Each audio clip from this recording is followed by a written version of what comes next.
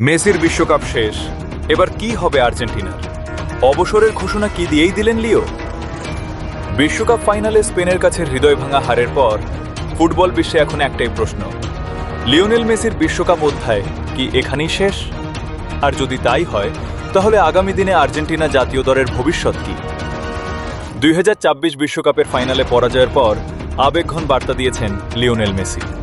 তিনি সমর্থকদের ধন্যবাদ জানিয়ে বলেছেন, এই ক্ষত সারতে সময় লাগবে।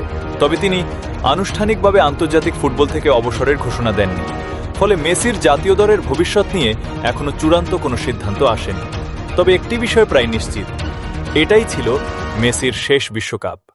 39 বছর বয়সে তিনি আবারও আর্জেন্টিনাকে ফাইনালে তুলেছিলেন, কিন্তু শিরোপা ধরে রাখার স্বপ্ন পূরণ হয়নি। এখন প্রশ্ন, মেসির পর আর্জেন্টিনাকে নেতৃত্ব দেবেন কে?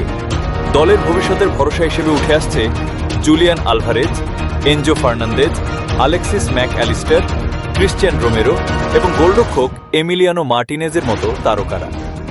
এই প্রজন্মের হাত ধরেই নতুন করে দল গড়ার পরিকল্পনা শুরু হতে পারে। এদিকে আর্জেন্টিনার কোচ লিওনেল স্কালোনির ভবিষ্যৎ নিয়েও আলোচনা চলছে।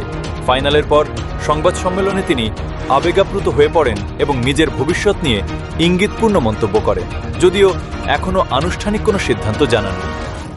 মেসি অবসর নেবেন কিনা সেটি সময়ই বলে দেবে। তবে একটি বিষয় নিশ্চিত, তার নেতৃত্বে আর্জেন্টিনা বিশ্বকাপ, কোপা আমেরিকা এবং ফাইনালিসিমা জিতে ইতিহাস গড়েছে। সেই সোনালী অধ্যায় শেষের পথে হলেও নতুন প্রজন্মকে নিয়ে আরেকটি অধ্যায় শুরু করার অপেক্ষায় রয়েছে আর্জেন্টিনা। এখন সবার নজর লিওনেল মেসির পরবর্তী ঘোষণার দিকে।